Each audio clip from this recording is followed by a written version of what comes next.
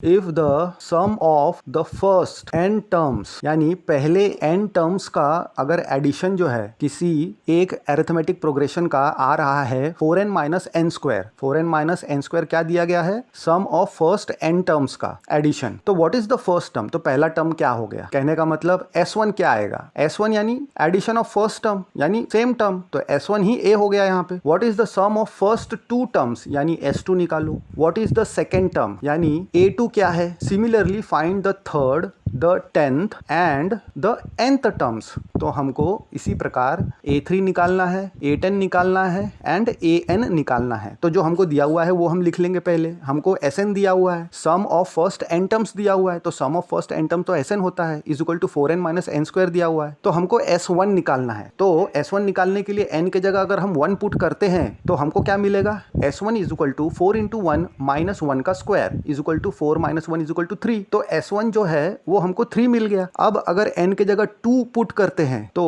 s2 is equal to 4 into 2 minus 2 का square is equal to 8 minus 4 is equal to 4। हमको s2 भी मिल गया जो हमारा सेकंड टर्म है। तो a2 इज इक्वल टू हमको s2 माइनस s1 करेंगे तो 4 माइनस 3 इज इक्वल टू 1 हमको मिल जाएगा। नाउ कॉमन डिफरेंस निकालना है। तो कॉमन डिफरेंस कैसे निकलेगा, फर्स्ट टर्म होना चाहिए हमारे पास, कोई भी दो कंसेक्यूटिव टर्म होना चाहिए, उसका सब्सट्रैक्शन लेंगे तो कॉमन डिफरेंस मिल जाएगा। तो a1 हमने निकाला था और अभी a2 निकाल लिया, तो a2 माइनस a1 करेंगे तो a2 minus a1 is nothing but s1, तो 1 minus 3 is equal to minus 2, तो माइनस 2 मिल गया। अब जब हमको कॉमन डिफरेंस मिल गया है तो a3 निकल जाएगा। a3 इज इक्वल टू हमारा जो n टर्म का फॉर्मूला है उसमें वैल्यू पुट करेंगे तो 3 प्लस 3 माइनस 1 इंटू माइनस 2, तो 3 प्लस 2 इंटू माइनस 2 यानी 3 माइनस 4 यानी a2 is equal to minus 1। अब हमको a10 निकालना है, 10th टर्म, तो an is equal to a plus n minus 1 into D में पुट करेंगे तो a10 मिलेगा हमको is equal to 3 plus 9 into minus 2, तो a10 मिल जाएगा 3 माइनस 18 यानी 3 माइनस 18 यानी माइनस 15। अब an निकालना है तो an का फॉर्मूला क्या है,